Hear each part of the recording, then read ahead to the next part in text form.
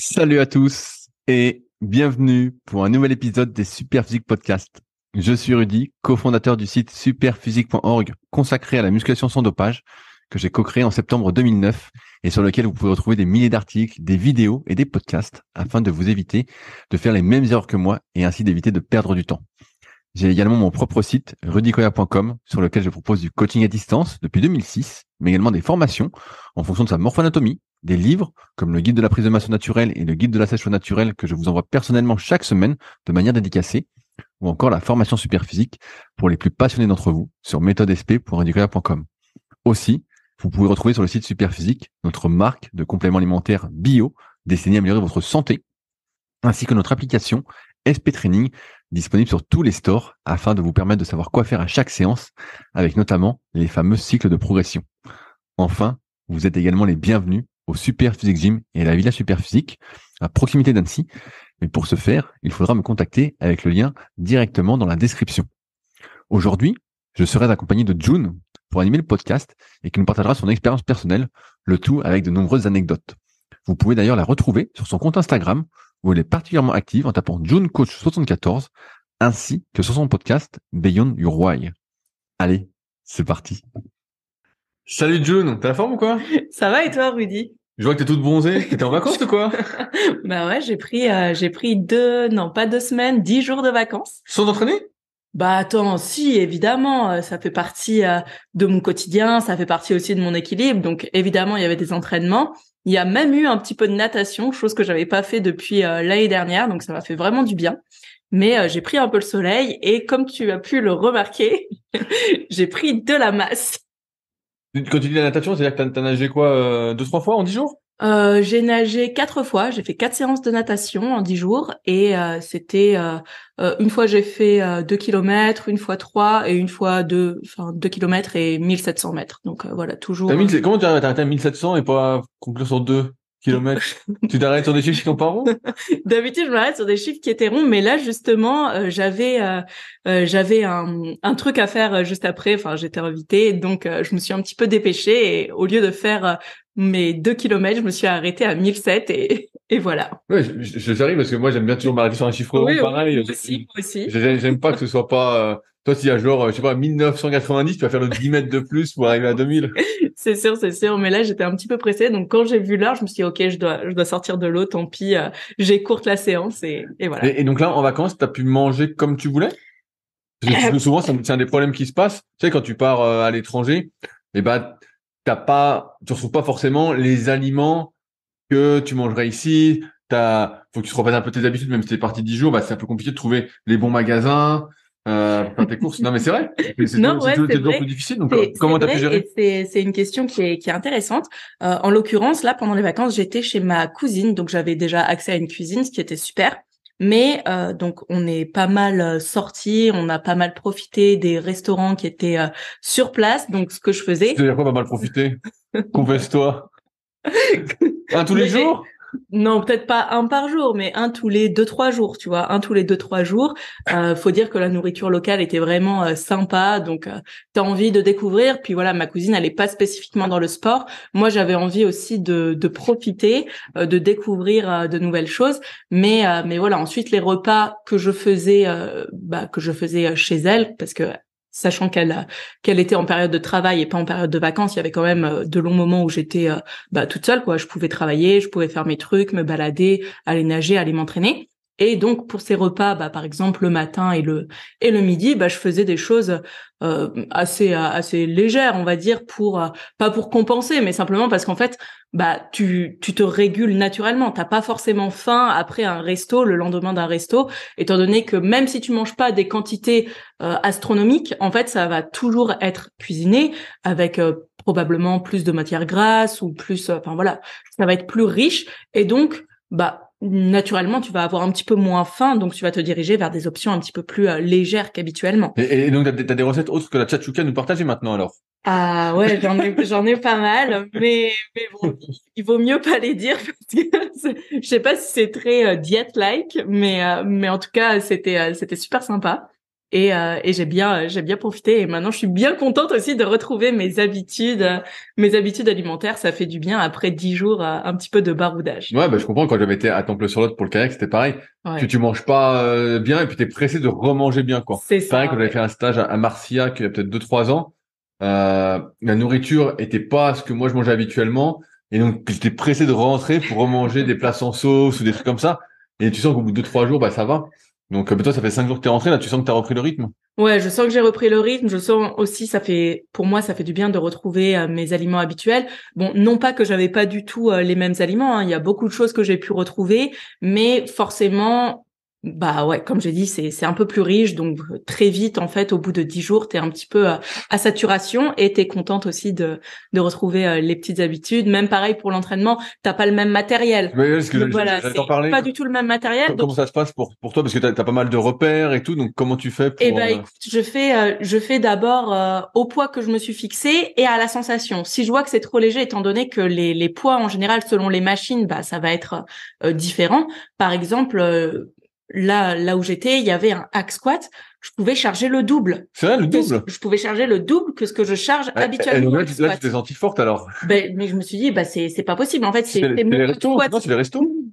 Il y avait un truc dans la Mais bouffe? non, parce que déjà il y a pas la même inclinaison de hack squat, donc j'avais la même profondeur, mais tu vois c'est pas tout à fait les mêmes choses. Et puis même on sent au niveau de la tension qu'elle est pas la même tout en bas. Donc je me dis ok il y a vraiment, enfin ça on le sait hein, de toute façon même sur certaines poulies on peut le constater que je sais pas, lorsqu'on vient faire un mouvement, parfois la sensation elle ne sera pas la même selon selon les câbles en fait, selon la tension exercée par les câbles. Et donc forcément ça nous fait des repères différents, mais voilà, j'essaie de m'entraîner au plus proche de ce que je fais d'habitude, c'est-à-dire presque à l'échec ou très proche de l'échec en adaptant les poids. Donc si c'était pas les mêmes poids, bah c'est pas grave, je déchargeais un petit peu ou alors j'augmentais Et donc là, quand t'es revenu dans ta salle habituelle, sur tes machines habituelles, est-ce que t'as constaté que tu reprenais ta progression ni vu ni connu, ou que t'avais encore une petite période d'adaptation parce que tu rechangeais encore de matos? Non, ça va. Sincèrement, ça va. Donc là, j'ai pu faire depuis que je suis rentrée 2 séances. Pour le moment, ça va. Franchement, il y a pas de, il y a pas de gros changements. Il y a pas de gros changements. Je dirais même que j'ai l'impression d'avoir un petit regain d'énergie, peut-être grâce à l'alimentation. Mais donc voilà, il y a un petit regain d'énergie, une fraîcheur en fait, je dirais, une fraîcheur. Donc comme si ça m'avait fait du bien, un petit peu de couper, de changer d'environnement et de changer aussi, bah voilà, de machine et de revenir à mon entraînement habituel. Donc ouais, c'est comme si je reprogressais un petit peu, même s'il y avait pas de stagnation à proprement parler. Je sens un petit peu le regain d'énergie, on va dire. Tu t'es pesé en rentrant? Évidemment. Combien t'avais pris? Veux-tu vraiment savoir? Allez, moi, je fais un pari. Vous avez pas l'image. Je dis que tu es revenu à 62,8. Ah, quand je suis revenue? Ouais. Ah non, mais je suis arrivée à 64 kilos. 64! Ah ouais, la masse! Ah ouais, mais tu vois, donc j'ai pas. Et là, Ah ouais, non, tu t'es repesé, tu t'es redescendu? Bah, je suis redescendue en un jour à 63. Donc en Ok, fait, je pense bah voilà, j'étais pas principalement loin. C'était la principalement de la flotte. Ouais, voilà, c'est ça. J'avais bien mangé aussi le dernier jour. J'ai bien profité. Donc voilà, là 63 kilos et là aujourd'hui 63,5. Donc voilà, ça Ah se ouais, t'as bien stabilise. pris là en un mois là. Ouais. C'est arrivé, tu me dis, ah, t'es salaud. J'ai vu que t'avais solidifié. Bah ouais, ensuite ça dépend comment tu le dis, parce que si tu me dis Solide, toi, hein. que j'ai juste grossi, forcément ça va me gêner. Mais bon, ensuite bon bah la masse ça va avec la masse quoi. Ah ouais, là, on voudrait pas lutter avec toi, hein. On se dit, ah, putain. Bah non, ouais, c'est ce que je disais, c'est que t'as pas intérêt à dire des choses méchantes, sinon je te rétame par terre et tu vas voir, tu vas en baver, hein. Donc attention à ce que tu dis, Ah ouais, Rudy. putain. Et donc là, t'as repris ta diète habituelle, donc.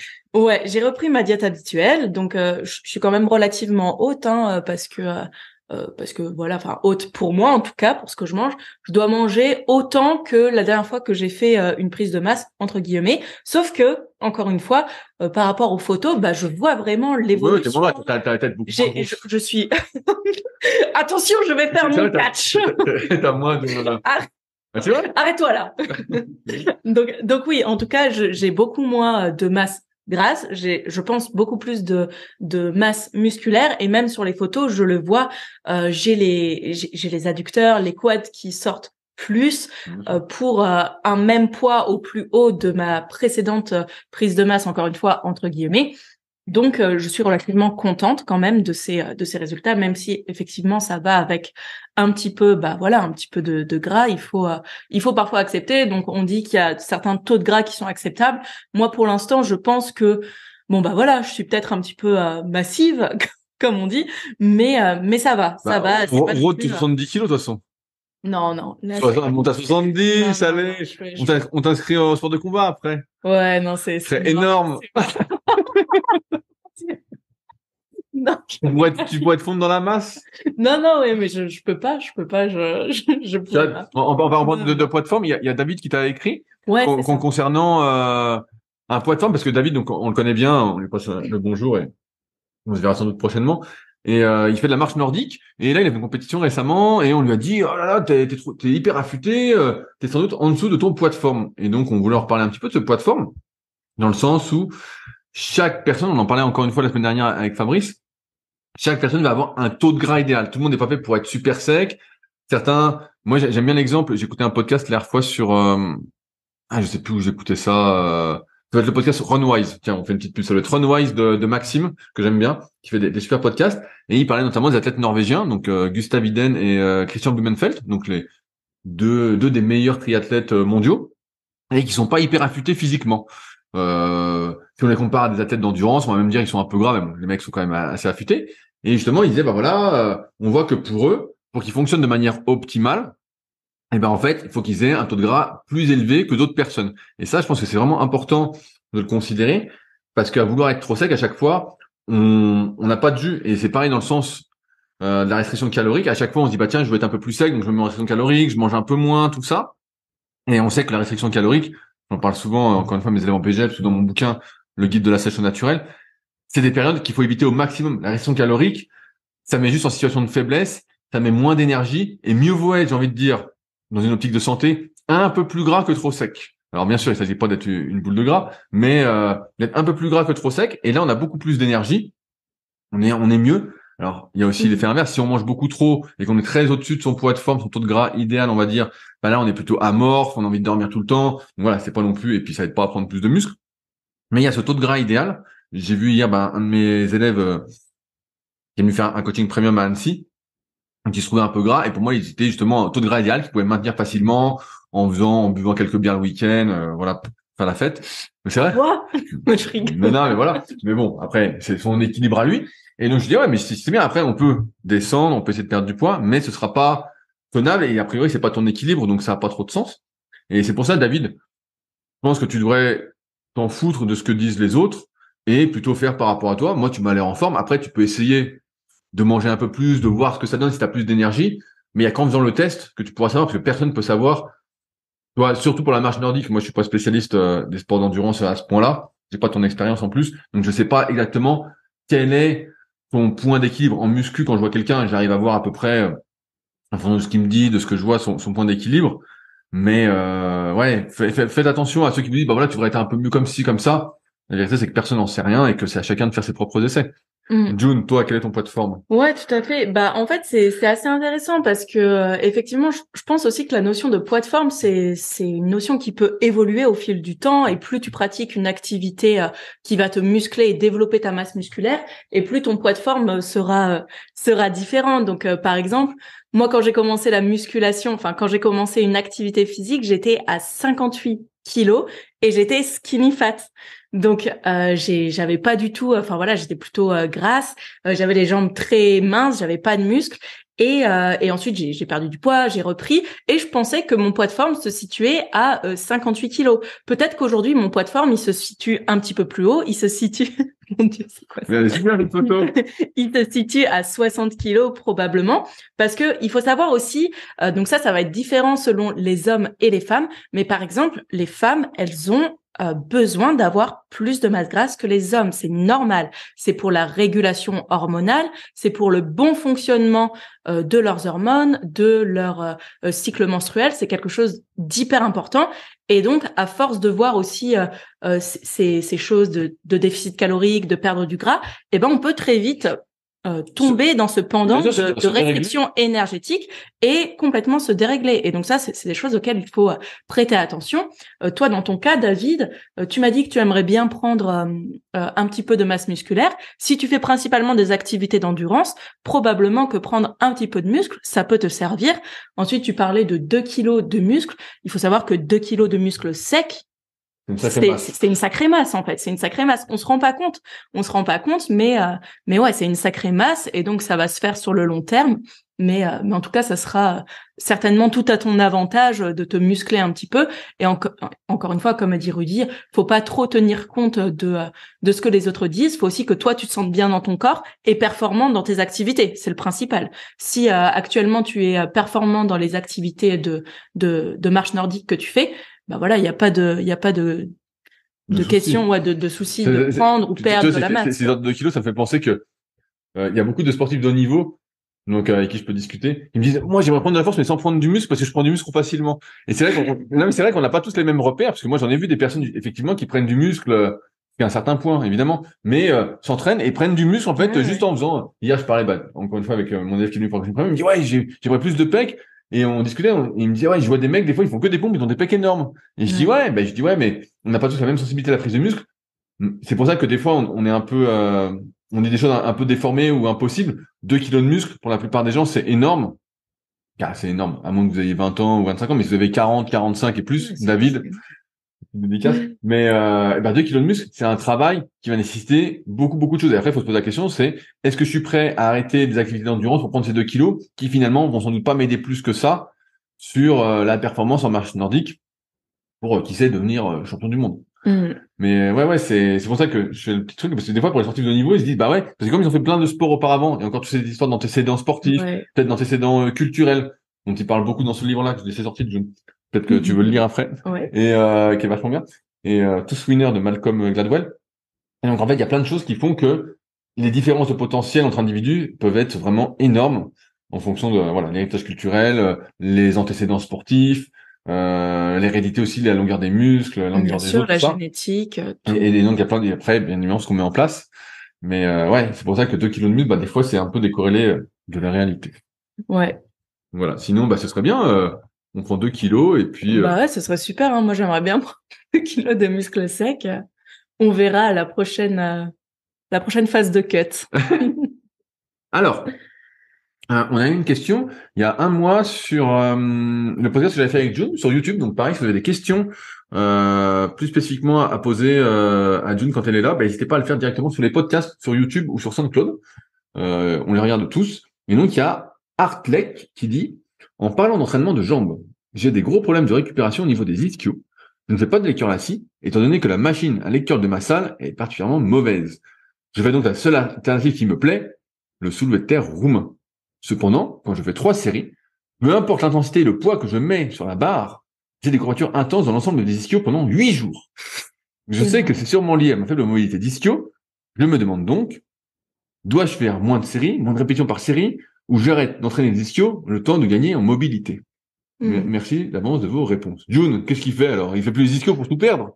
Alors déjà, comme on avait dit en off, il faut faire la distinction entre mobilité et souplesse. En parlant des ischios, on va plutôt parler de souplesse plutôt que de mobilité. La mobilité, ça va plutôt être ce qui est articulaire. Et donc là, quand il parle d'ischio, c'est au niveau de sa souplesse. Et donc, si effectivement, il a des courbatures pendant 8 jours, peut-être qu'il faut revoir son intensité, peut-être qu'il faut revoir sa gamme, sa fourchette de répétition, et surtout, peut-être qu'il faut revoir sa façon de s'étirer ou de ou de travailler sa souplesse. Ça peut en faire partie. Mais étant donné qu'il travaille que en étirement ses ischios, ça va être quand même assez intéressant de travailler sur sur une flexion de genou, en fait, sur une flexion de genou ses ischios. Donc là, il dit que le leg curl de sa salle n'est pas bon. Moi, je pense qu'il parle peut-être du Technogym qui est un petit peu... Exactement, ouais. Voilà, moi, j'utilise celui-là également. Merde. Ok. Mais en fait, pour stabiliser mon haut de cuisse et le juste au-dessus de mes genoux, mon bas de cuisse plutôt, j'utilise une bande élastique que je fixe sur la machine, que je passe par-dessus mes jambes et que je fixe au niveau de la cale, de la poignée. Et donc, ça permet quand même de stabiliser le genou et donc d'avoir un meilleur ancrage dans le siège et donc de mieux, entre guillemets, forcer et d'être plus stable, quoi, de se sentir plus stable. Ensuite, il y a plein d'autres variantes pour travailler en contraction et en flexion de genoux les ischios. Tu as par exemple le leg curl avec l'élastique qui déjà pourra aider. Tu as aussi le leg curl sur Swiss Ball ou sur TRX. Tu as toutes ces variantes-là qui vont donc travailler cette flexion de genoux. Ensuite, je sais pas, est-ce que toi tu t'avais des courbatures pendant 8 jours quand tu faisais le soulevé de terre roumain? Non, mais tu l'as bien dit, je pense, il y a une grosse histoire de souplesse. En fait, quand tu fais un exercice, donc là, il parle de soulevé de terre roumain, et que tu vas au-delà de ta souplesse, quel que soit l'exercice, mais là, on parle des ischios, donc. Imaginons que, moi, j'aime bien faire ce test quand les gens viennent, encore une fois, en coaching premium à Annecy. Je vais faire un soulevé de terre roumain, je vais faire l'exercice, et je regarde sans barre, sans rien, jusqu'où ils descendent. Et je dis, bah voilà, ça, c'est ton amplitude. Je dis, voilà. Et pareil, moi, je fais souvent l'exemple pour les pectoraux. Je vais mettre les bras devant, donc ce sera pas imagé. Et je leur dis, bah, garde les bras tendus et mets-les à fond derrière toi le plus que tu peux. Comme si tu faisais un écarté couché, mais debout, sans cambrer, sans rien. Et je dis, bah voilà, ça, c'est ton amplitude pour le développé couché. Donc, si tu vas plus loin que ça, c'est normal que tu aies des mauvaises courbatures, des courbatures qui durent très longtemps, des courbatures proches des insertions. Tu sens que ça te raidit, entre guillemets. Tu perds en souplesse. Et donc, ce qui se passe, je pense, dans le cas d'Artlex, c'est que tu vas trop loin en amplitude par rapport à ta capacité de souplesse. Si tu vas plus loin avec des poids, en fait, tu dépasses tes capacités et donc tu as des courbatures. Et donc, dans le meilleur des mondes, en théorie, bah, ça devrait t'assouplir et puis ça devrait passer. Mais en fait, on s'est aperçu que pour beaucoup d'individus, dont je fais partie, et bah, si tu fais pas tout un travail de souplesse en amont, pour justement être capable à vide de descendre plus bas que ce que ton mouvement ne l'exige, et ben en fait, ça va être de pire en pire. Tu vas te raidir de plus en plus. Et c'est pour ça qu'il faut assouplir tes ischios en dehors des séances, avec des étirements passifs. Bref, il y a plein de choses à faire. Aussi, un point important, on a souvent parlé en morphoanatomie, donc CF tome 1 et tome 2 de méthode superphysique, de ses capacités à se laisser étirer en fonction de la longueur du muscle. Or, les ischios, pour beaucoup, j'en vois pas mal, c'est un muscle qui est assez court. C'est-à-dire que quand on fait, c'est pas pour rien qu'on dit que c'est un muscle très tendineux et qu'on recommande par exemple du Nordic curl, des exercices en excentrique. C'est parce que il y a beaucoup de tendons pour beaucoup d'individus. C'est simple, pour faire le test, vous mettez debout, les profils à un miroir, vous faites une flexion de genou de profil, donc en short ou en slip, et vous regardez votre ischio jusqu'où il va. Alors, si vous avez de la chance, il va tomber sur le mollet. Donc ça, c'est le coup de bol. Et pour la plupart des gens, il va remonter. Donc toi, tu as les ischios courts, par exemple. Super court. Voilà, moi ils sont courts aussi. Et donc ça veut dire qu'il y a plus de tendons comparativement à quelqu'un qui l'aurait posé sur le genou. Et donc plus il y a de tendons, moins vous avez de capacité à être souple. Parce que un tendon, entre guillemets, ça aime pas être étiré. C'est pas fait pour être, ça a d'autres particularités, on va dire, que le muscle. Et donc, c'est aussi possible que quelqu'un qui a les ischios vraiment hyper courts, en fait, le soulevé de terre roumain, ils ne doivent pas beaucoup descendre pour rester dans une zone de sécurité et utiliser ses muscles. J'avais fait une vidéo il y a très longtemps pour montrer ça sur les biceps, jusqu'où descendre au curl pupitre à un bras. Et je le fais faire à beaucoup de personnes qui viennent justement pour leur montrer que ça t'adapte pour tout en fait. S'il y a un muscle court, forcément, il faut réduire l'étirement parce que sinon, on est en train d'étirer le tendon et ça n'aime pas. Et comme on sait que les courbatures, c'est surtout sur les tissus conjonctifs, voilà, sans doute une des raisons, Artlex, pour lesquelles tu as des courbatures pendant 8 jours, ce qui n'est pas normal. Donc, tu dois assouplir tes ischios dans la mesure du possible, voilà. Et ensuite diminuer ton amplitude le temps que tu puisses remettre de l'amplitude. Mais comme a dit June, je pense que c'est plus rentable pour beaucoup de faire des exercices de leg curl, quitte à ce que ce soit pas celui sur la machine comme tu voudrais, tu le fasses un peu modifié, ou tu le fasses avec un élastique, ou sur Swiss Ball. Pour moi, ça a plus de sens que de faire du soulevé de terre roumain. Donc, on a déjà parlé.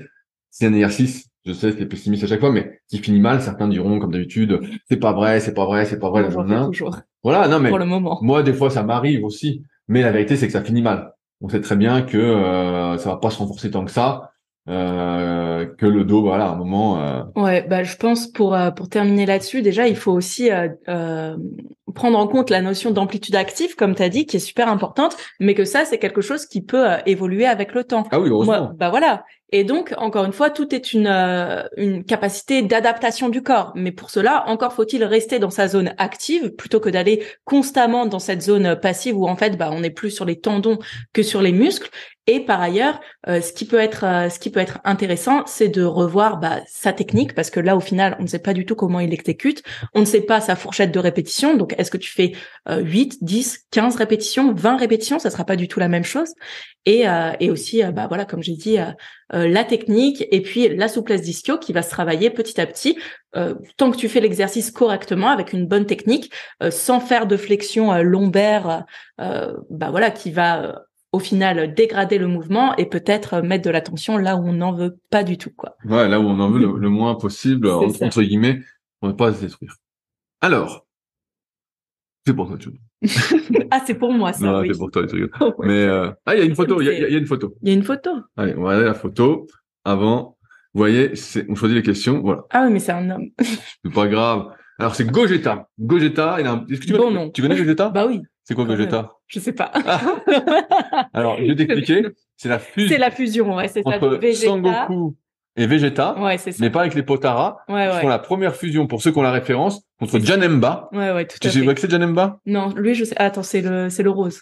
Non. Ouais, non, oh là là, c'est un violet. C'est un violet. Ok, d'accord. C'est le mélange de toutes les âmes de l'enfer dans l'OAV. Je suis pas allée aussi loin. Par contre, je sais plus dans quel OAV, mais bref, c'est là qu'on voit Gogeta la première fois. Et on voit Gogeta aussi, qu'on se voit Broly dans le dernier film. D'accord, ok. Bref, Gogeta, normalement, il est méga fort. Oui. Donc voilà, Gogeta. Je m'entraîne depuis 5 mois en full body. J'ai fait une prise de masse le plus propre possible. J'ai pris 5 kilos avec flocons d'avoine, fromage blanc, plus de gâteaux et autres cochonneries. Ah, t'es sérieux? Bah, forcément, Gogeta. En fin de séance, 10 à 15 minutes d'abdos avec les vidéos de Thibaut InShape. Pourquoi pas? Pourquoi pas? Pas de soucis, ça brûle. Je respire bien et les fais le plus proprement possible. Mais je n'arrive pas à les voir plus que ça. Ah, j'aime mon corps niveau poids actuellement. Je me maintiens sur la balance tant que mes performances augmentent. Et j'aimerais éviter une sèche. Je pèse 65 kilos pour 1m70, 33 ans. Sur les photos, je viens de manger. J'en reposterai le matin si besoin. Okay. Est-ce qu'il en a remis? Regardons. Ah, il en a remis. Voilà. Ouais. Alors. Voyons. Regardons les photos. Donc, si vous voulez aller voir sur le forum Superphysique, donc ça, c'est la première qu'on a vue. Ok. Oui. Ça me choque pas. Ouais, non, ouais, c'est... Je sais pas depuis combien de temps il en fait, mais... il en a mis d'autres. Ouais. Avec le ventre plus vide. Alors, voyons. Bon. C'est... Oui, pour nous, c'est correct. On va en reparler. C'est correct. Donc, on va en reparler. Donc, ça se trouve, pour ceux qui veulent aller voir sur les forums Superphysique, www.superphysique.org, et c'est dans entraînement musculation, et ça s'appelle abdominaux non présents à 65 kg pour 1m70. Alors, pour une prise de masse, déjà, je trouve ça assez correct, les photos de fin. On voit quand même, donc, le ventre vide, on voit un petit peu les abdominaux.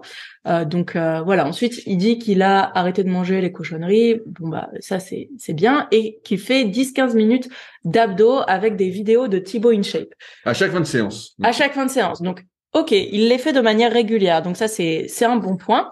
Ensuite, moi, je connais pas spécifiquement les vidéos d'abdos de Thibaut InShape, mais je pense que c'est des circuits. C'est au poids de corps. Voilà, c'est des circuits. Ouais, c'est ça, c'est un circuit, voilà, qui brûle. Donc, ok, on sent la brûlure, mais est-ce que la brûlure, ça assure forcément une évolution des abdominaux? Voilà. Est-ce qu'ils vont grossir ou pas? Est-ce qu'ils vont grossir? En fait, les abdominaux, ça fonctionne comme tous les autres muscles. Il faut une tension d'étirement et il faut une surcharge progressive pour les faire grossir, pour faire grossir les abdominaux et donc pour qu'ils se voient au fur et à mesure. Donc que ce soit avec un taux de masse grasse plus ou moins élevé ou alors à faible taux de masse grasse, ils vont être encore plus volumineux.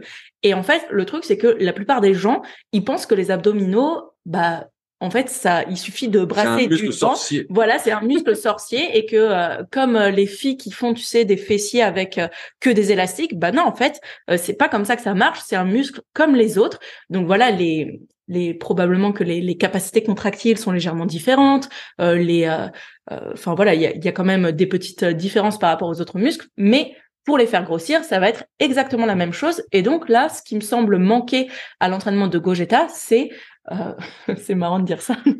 Gogeta, bah oui, parce que Gogeta, essentiellement, c'est une fusion. Ouais, Donc, c'est pour bah ça que ouais, c'est oui, pas c'est ça. entraîné. Mais donc, ce qui semble lui manquer, c'est de rajouter des exercices où il pourra appliquer une surcharge progressive, comme par exemple les abdos à la poulie, les crunchs sur Swiss Ball avec un poids. Voilà. Rajouter, je sais pas, des enroulements du bassin suspendus, voilà, en rajoutant soit de la difficulté, soit en rajoutant un poids, même si le poids c'est un peu compliqué à avoir, donc on peut rajouter de la difficulté, jambes fléchies, jambes tendues, etc., etc. Donc voilà, toi qu'est-ce que t'en penses? T'as toujours eu les abdos. Moi, j'ai jamais eu les abdos visibles, sauf sur ma fin de sèche. Donc c'est pour ça que je trouve intéressant. Non, mais elle est bien sa question. Elle est très bien. En fait, moi, ça me choque pas trop ce qu'il dit parce que, a priori, si j'ai bien compris, ça fait 5 mois qu'il fait un full body. Donc je sais pas s'il fait de la musculation avant, mais quand on voit ses photos, moi je trouve qu'il a un bon physique. Bah c'est ça. S'il fait que depuis 5 mois, c'est super correct. Hein, c'est vraiment. Franchement, il a un bon physique, 1m70, 65 kilos. Après, on voit un peu ses abdos en contractant. Donc on voit qu'il est pas sec, mais pour moi il a un taux de gras, comme on disait tout à l'heure, un taux de gras idéal. Correct, voilà. Un taux de gras un peu idéal pour la muscu, pour progresser. C'est bien. Donc moi ça me choque pas ce qu'il fait. En plus il fait des abdos. Donc c'est vrai que il fait des séries longues. Donc dans un sens c'est bien pour vasculariser la zone, pour justement éviter de stocker trop localement. Mais bon, ça fait que 5 mois, c'est que le début. C'est toujours un travail à long terme. Et après comme tu l'as dit, comme c'est comme tous les autres muscles, faut aussi comprendre cette logique de les faire grossir. Si je cherche pas à les faire grossir et que c'est comme si là il faisait 10-15 minutes d'abdos, c'est comme s'il faisait 10-15 minutes, je sais pas, de pompe dans tous les sens pour les pecs, mais il y a peu de chances, à moins d'être très très doué, de prendre des pecs. En fait, voilà, ce serait un peu visible, mais ce serait pas la folie non plus. C'est vrai. C'est ça. Non, mais c'est ça, et c'est comme les mollets en fait. C'est comme les mollets. Si tu fais que des mollets à une jambe, alors ou même à 2 jambes juste comme ça dans l'escalier, sur le moment ça va un petit peu gonfler, mais est-ce que ça va vraiment moi ça me fait penser à des histoires que racontait Jean Texier là-dessus. Mais toi t'as pas lu, mais dans les vieux mondes du muscle, il disait le secret des mollets, il disait c'est de faire des séries longues tous les jours et donc il donnait des exemples de mecs qui avaient pris 2, 3, 4 centimètres et moi j'avais essayé, j'avais rien pris. J'avais juste des courbatures de chien et j'avais rien pris. Ouais, mais non, c'est pas, ça va marcher comme les autres muscles. Donc, on va faire des séries longues, des séries courtes, avec du poids, sans poids éventuellement, comme t'as dit, et du gainage. Mais là, il y a rien de choquant et ses abdominaux sont un peu visibles. Vous pourrez aller voir sur le forum, mais vraiment, c'est une bonne question parce que en fait, Gogeta, c'est nickel ce que tu fais. En fait, il faut juste, rajouter au moins une fois par semaine. Il y a 2 fois la brûlure, mais au moins une fois par semaine, les abdos vraiment de manière intensive, on va dire, plutôt qu'extensive comme tu fais là. Et puis, ça va bien se passer, mais c'est normal. Après, on rappelle, naturellement, si un jour tu montes à 1m70, 70 kilos, avec les abdos bien visibles, tout ça. C'est un très très bon niveau, là, c'est un niveau excellent. Si ça fait que 5 mois que tu fais de la muscu, t'as déjà un super niveau, c'est déjà top. Là, je pense que tu look, en vrai, tu dois être quand même assez balèze, hein, donc. Non, mais voilà. Et le fait qu'il aimerait éviter une sèche, moi, oui, bien sûr. Je le dirigerai pas du tout sur une sèche, mais au contraire, le maintien de ce physique en augmentant les performances. Et si éventuellement il veut mettre l'accent sur les abdos, peut-être avoir une séance dédiée aux abdominaux avec vraiment, un exercice tel que, le crunch à la poulie, des exercices d'oblique, en dynamique, en statique, des exercices sur Swiss Ball, des exercices type Dragon Flag et puis ne pas hésiter aussi à faire les lombaires. Ça, il y a beaucoup de personnes qui font pas et après elles s'étonnent de stocker un peu localement dans le bas du dos. Ils disent mais ça souvent c'est un manque de lombaires. Ça c'est la zone n'est pas vascularisée donc rien n'empêche de faire des enroulements, déroulements ou du Superman. Bien des sûr. Trucs justement qui vont vasculariser la zone sans chercher forcément à surcharger parce que là c'est un peu fragile entre guillemets, on n'est pas fait pour faire du mouvement avec des poids méga lourds. Mais voilà, il y a plein de choses à faire, mais très classiquement, comme a dit June. Si tu suis les conseils de June, ça va bien se passer, Gogeta. Tu pourras, tu sais combien de temps dure la fusion? Ah non, ça, je sais pas. Ah là là là là. Ça dure 30 minutes. 30 minutes, c'est que 30 minutes. Après, ils redeviennent, et après, ils ont un petit laps de temps dans lequel ils peuvent plus faire de fusion. Ah, ok, d'accord. Et est-ce qu'ils sont plus faibles ou non? Est-ce qu'ils sont fatigués de la fusion, peut-être? Non, ça va, ça. De mémoire, ça va. Mais ça fait plus que doubler la force, la fusion. Ah, tu dois être invincible. Tu connais la danse de la fusion? Non. Non. Ah non, c'est... Oui, c'est ça. C'est ça. J'ai fait le mouvement. Si. C'est ça. Ouais, alors ça. Ah, c'est encore Gogeta. Bon, c'est encore lui. Toujours là. Ah. Choquer le corps. C'est un spécial Gogeta. Alors. Spécial Gogeta, Spécial Gogeta, mais la question était bien. J'ai même pas vu que c'était lui, mais la question était bien aussi. J'aimerais votre avis sur la variation de charge. Je m'explique. Je suis en full body 3 fois par semaine sur du poids de corps lesté. En plus, il est doué, hein. Traction, dips, pompe, revenu inversé, squat et fente. Ok. Je pratique la surcharge progressive entre 8 et 12 répétitions et une fois réussi, je monte la charge de 1 à 2 kilos et je retourne à 8 répétitions. Donc pour l'instant, très classique, ça a l'air de bien fonctionner pour lui. Mais hier, j'ai voulu faire d'une autre manière. Je n'ai pas mis de gilet lesté et à la place, j'ai augmenté considérablement le nombre de répétitions. 4 fois 20 aux tractions, 4 fois 30 au dips, 4 fois 25 au rowing, 4 fois 30 au squat et des séries de 30 au fentes. Putain, et là, on voit un type comme motivé. Non, mais pour faire 4 fois 30 au squat et des séries de 30 au fentes, faut quand même être motivé. Hein.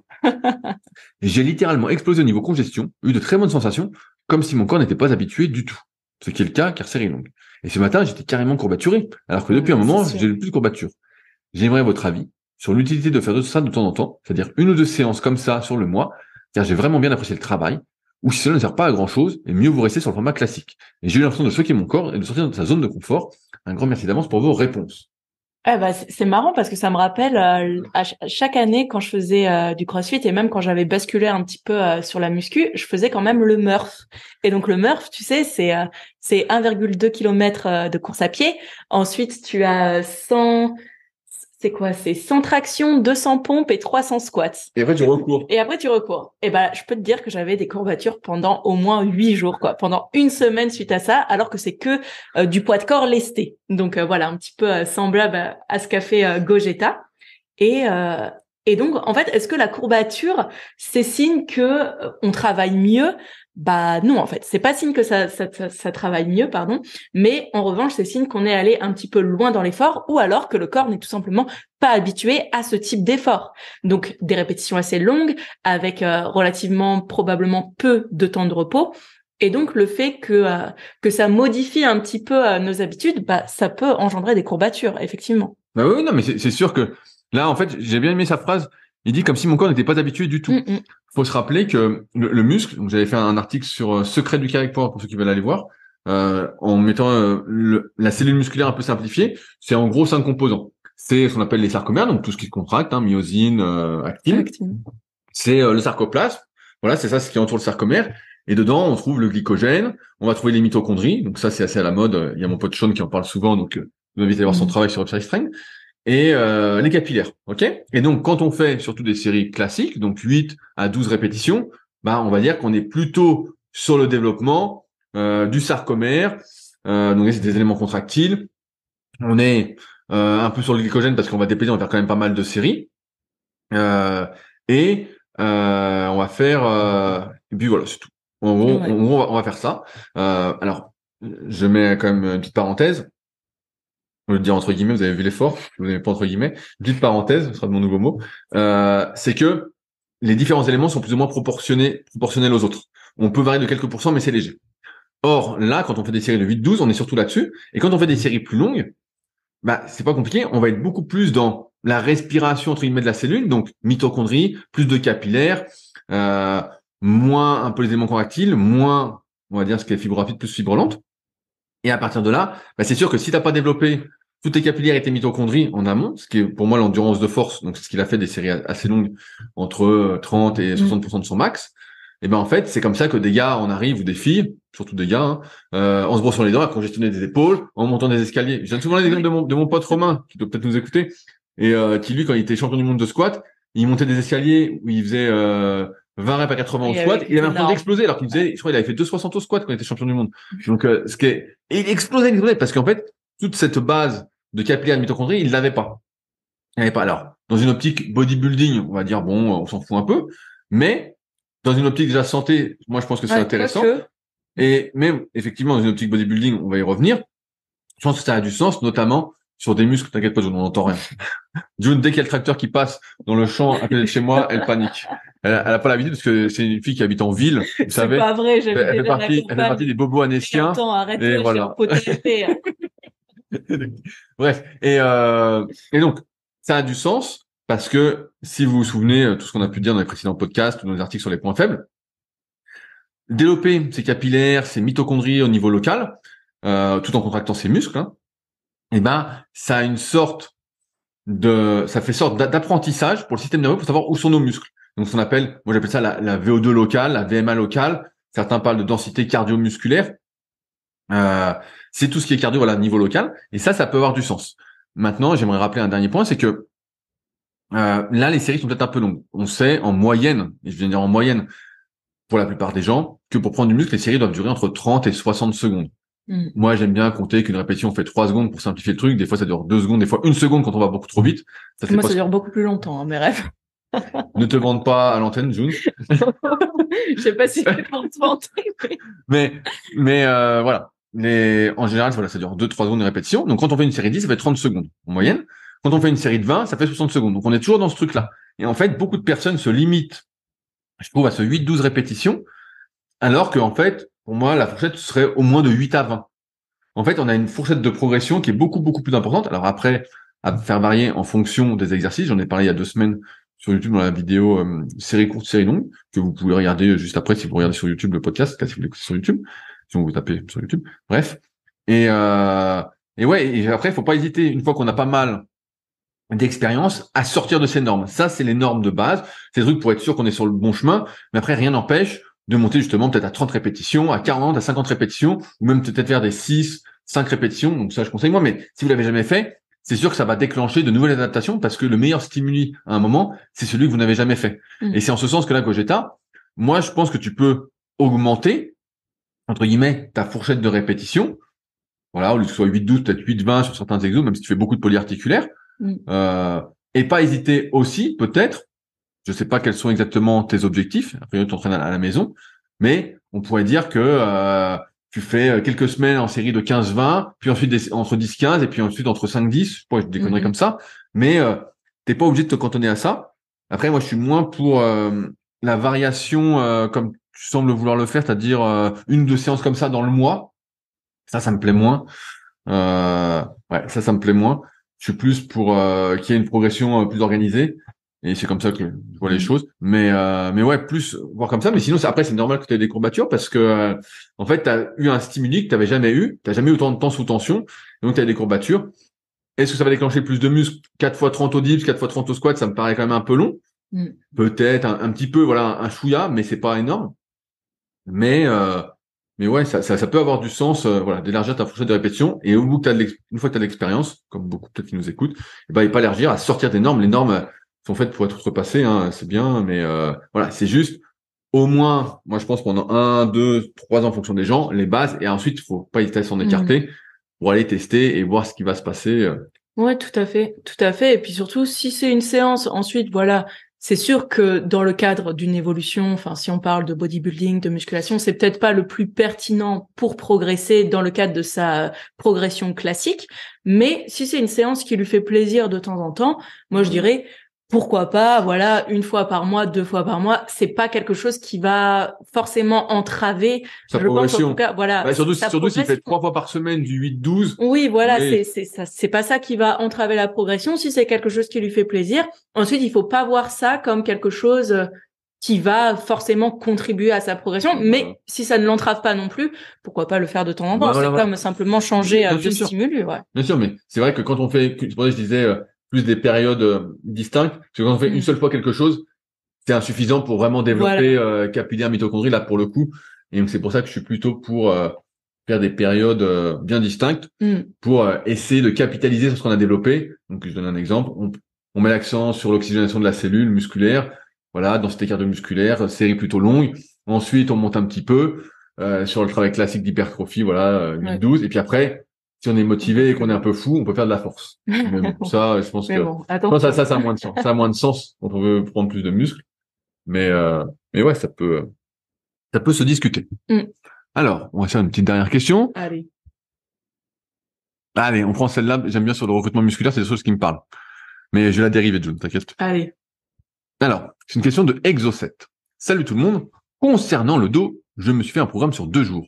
Jour 1, largeur du dos. Jour 2, épaisseur. Donc, largeur de dos, il dit plus grand dorsal, épaisseur plus les trapèzes, ce qui donne ceci. Grand dorsal. Tirage pronation large à la poulie haute. Aéropanata en unilatéral et amplitude max. Tu vois ce que c'est comme machine? Aéropanata, vas-y. Allez, je te mets une photo, mais c'est la classique, c'est une copie de Hammer. pense que c'est une copie de Hammer, donc Je pense que je vois. Hein. Je bon, pense que je vois. la connexion Panata est pas Ah ça. oui, ok, Voilà. c'est le high. Ok, d'accord. Donc tu vois, t'es là et tu tires comme ça. Oui, bah j'en ai vu une justement. Ça c'est top. Là où Hein. j'étais. Ça c'est top. Hein. Ça t'as le dos énorme. Ouais. Voilà, ça t'as le dos énorme. En unilatéral, il a raison. Là, J'adore cette machine, elle permet de bien bourriner. il en a vu des parfaites. Lat pull down circular Lat Panata. pull down. Ton accent incroyable. Oui, ouais, Ouais, bon, celui-là. ça j'aime Ok, pas trop. ça c'est bof bof. Ça c'est moyen. Et pullover pull out. Ok. Et pour sa séance épaisseur, il fait tirage en supination large horizontale, donc rowing Ouais, la ouais, poulie basse ouais. en supination, du bûcheron, rowing un bras avec haltère, rowing vertical en faisant un superset main écartée, main proche. Donc ça, j'ai du mal à comprendre. Une verticale en dessous. Et donc sa question, c'est concernant le module grand dorsal. Le lat pull down circular de Panata. Voilà. Il y a deux prises, une partie pronation Et une prise neutre. Je n'arrive pas à savoir laquelle recrute le plus le grand dorsal, le V. Donc le V, pour rappel, c'est le faisceau externe du grand dorsal. Toutes les fibres vont pas dans le même sens, donc c'est vraiment ce qui est sous le bras. Un des piliers de la salle m'a dit qu'il ne savait pas trop non plus. Selon lui, la prise pronation recruterait plus la partie externe du grand dorsal, avec trapèze plus rhomboïde. Je fais essentiellement l'exercice en prise pronation. J'ai déjà fait des essais avec la prise neutre, mais rien de probant. Au niveau sensation, j'ai l'impression que c'est l'inverse de ce que m'a dit le gars. Mais les sensations peuvent être trompeuses, donc je ne sais pas trop. Si au passage vous pouviez rectifier la partie trapèze, c'est nécessaire. Je précise que je fais la partie trapèze dans une autre salle, au matériel beaucoup plus basique, je n'ai pas accès au Panata. C'est con parce que les Panata, elles ont vraiment l'air super. Alors, June, quel est... Moi, j'allais te dire commence. Voilà, commence parce que c'est toi qui es un petit peu plus expert là-dedans. Moi, j'ai mon avis aussi, mais il sera beaucoup moins étoffé que le tien. Donc, je te propose de commencer. Merci, June. On se croirait Jean-Michel Larquet et Thierry Roland, quoi. Bon, toi, tu fais Thierry Roland. Moi, je suis Jean-Michel Larquet. Donc, toi, tu dois t'extasier, hurler, donner lieu au truc. La question est vachement intéressante parce qu'effectivement, en fonction de la morphoanatomie et d'un point de vue biomécanique, on peut dire en théorie que tel exercice va recruter telle portion du muscle en priorité. Voilà, donc par exemple, si on fait effectivement des tirages à la poulie haute en prise large, en théorie, on va se dire que ça fait la portion externe du grand dorsal qu'on va prendre en V. Voilà, ça c'est la théorie, c'est comme ça qu'on va conseiller un débutant classique. C'est ce qu'on apprend en BPGEPS classiquement quand on fait pas l'analyse morpho-anatomique complètement. Ensuite, ce qu'on voit, c'est qu'en analysant des gens, moi si vous analysez, moi je fais beaucoup ça encore une fois en coaching premium. Quand quelqu'un a un point faible, je dis tiens, tu manques un peu de dos, fais voir comment tu fais tes exercices de dos. Et souvent on s'aperçoit que là sur un exercice de traction à la poulie haute prise large par exemple, au lieu que ce soit le grand dorsal qui fasse tout, on voit que c'est soit le grand rond, ou alors il y a l'arrière d'épaule qui se contracte à fond, ou il y a le bas de trapèze qui se contracte à fond. En fait, je le vois tout de suite et je dis là, c'était pas du tout le grand dorsal, c'est pour ça que t'en as pas. Donc là, il faut chercher des solutions.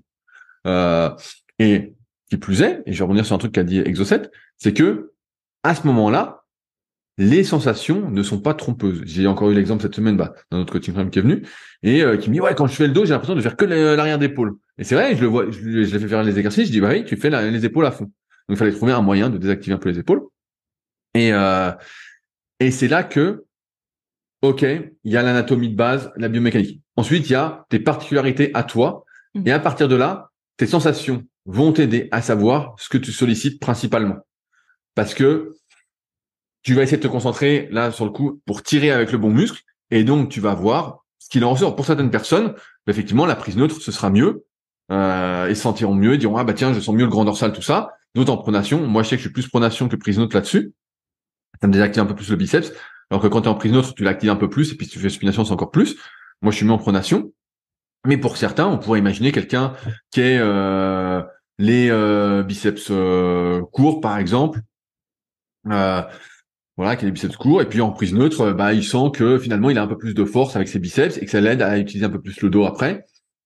Mais ouais, souvent, on a dit que les sensations, c'était pas l'idéal, que c'était pas le truc à rechercher particulièrement. Mais il y a un moment, dans le recrutement musculaire, comme c'est, bien sûr, il y a des bases, bien sûr, il y a la théorie, il y a quand même une grosse histoire individuelle.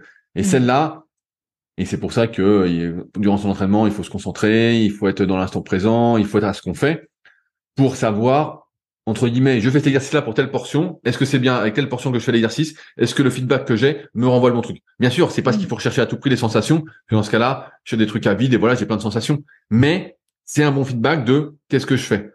Pareil, quand on a un point faible, je reviens là-dessus, et je dis au gars, mieux vaut que tu mettes moins lourd et que tu restes sur le muscle que tu utilises, plutôt que tu mettes trop lourd, entre guillemets, tu mets plus lourd et puis en fait, tu utilises un autre muscle. Et là, c'est un peu pareil pour la sensation. Tu vas savoir, entre guillemets, le poids adapté pour solliciter la portion que tu veux. Mais voilà, c'est pour ça qu'il n'y a pas de réponse générale à te donner, Exocet. Moi, je te dirais de te faire confiance un peu sur tes sensations. Si tu sens qu'avec telle prise, tu sens mieux le grand dorsal, la portion externe, il y a de fortes probabilités que tu sois dans le juste. Et un autre feedback important, c'est la congestion. Si après l'exercice, voilà, après les séries, tu sens que tu es congestionné, justement, du grand dorsal de la portion externe, c'est que normalement, tu as tapé dans le mille. Ouais, c'est ça. Ouais, bah, j'ai pas grand-chose à rajouter. Je pense que le dos, en plus, c'est vraiment un muscle à angle, donc il y a plusieurs façons de le travailler. Et comme tu l'as dit, bah, pour bien ressentir un muscle, il faut rester dans le moment présent. Il faut vraiment être concentré sur le muscle que tu veux travailler. Donc, en l'occurrence, si on parle par exemple du grand dorsal, il faut pas que ce soit le biceps qui prenne l'emphase. Et donc pour ça, ce qui est bien aussi, si on peut, par exemple, si tu travailles de manière unilatérale, c'est d'avoir une main sur le grand dorsal et d'essayer de vraiment se dire, ok, bah là, il est contracté, je le sens en tension. Et si tu le sens relâché, bah non, c'est que l'arrière d'épaule ou le biceps ou le deltoïde viennent prendre l'ascendant. Et donc c'est là qu'il faut soit revoir le poids ou soit revoir la technique. Et souvent, c'est une affaire aussi de trajectoire. Parfois, on dirige pas comme il faut les coudes, pas dans l'axe qu'il faut. Pas dans l'axe du câble, par exemple, et donc forcément on va dénaturer un petit peu le mouvement de tirage. Donc voilà, c'est des petites choses auxquelles il faut prêter attention, mais je dirais, enfin lorsqu'on débute, en tout cas, c'est pas les choses personnellement que je vais sur lesquelles voilà je vais prêter attention pour mes élèves. Déjà, je veux qu'ils acquièrent la bonne technique et petit à petit, lorsqu'ils progressent, effectivement, on va mettre de plus en plus de détails. Donc là, pour le moment, oui, effectivement, il faut qu'il fasse un petit peu confiance à ses sensations. Donc si il a plus de sensations en pronation, bah probablement que ça sera plus adapté à lui. Bien sûr, bien sûr. Non, mais c'est pour ça que, faut encore une fois, rien prendre pour acquis. Tu parlais du toucher, c'est important.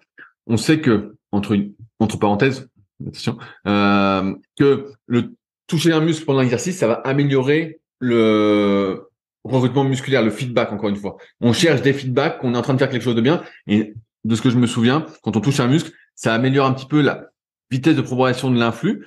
Forcément, notre corps, je le dis souvent, est récepteur. Et c'est des milliers de récepteurs partout. Et si on touche, bah forcément, ça va accentuer le feedback, ça va accentuer le recrutement musculaire, ça va aider notre cerveau à se dire voilà où est le muscle. Et donc, ça va aider progressivement à être plus large pour notre ami Exocet. Ouais. Et juste pour corriger ça, il a demandé si au passage vous pouvez rectifier la partie trapèze. Je vois pas trop ce que c'est le ROIC vertical. C'est du superset. SS c'est superset. Superset. Okay. Et en fait c'est du rowing menton. Du rowing menton. Ok.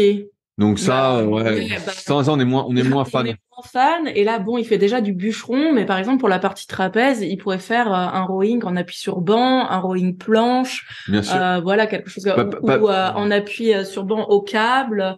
Parce que là, ce qu'on voit, donc sur la séance trapèze par exemple, il a un tirage en supination.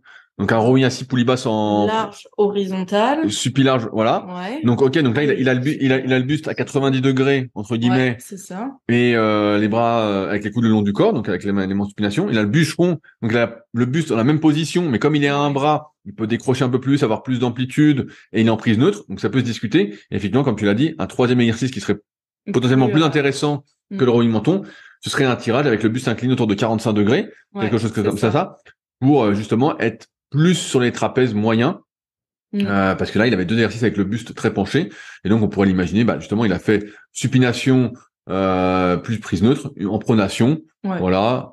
Oui, voilà, soit à la barre, soit aux haltères, soit au câble. Voilà. Soit au câble aussi. Mais on ferait plus ça pour compléter la séance et qu'il n'y ait pas d'exercice trop redondant sur le même angle. Parce que quand c'est le même angle, forcément, ça a moins de sens de faire plusieurs exercices et de gâcher son énergie. Exactement.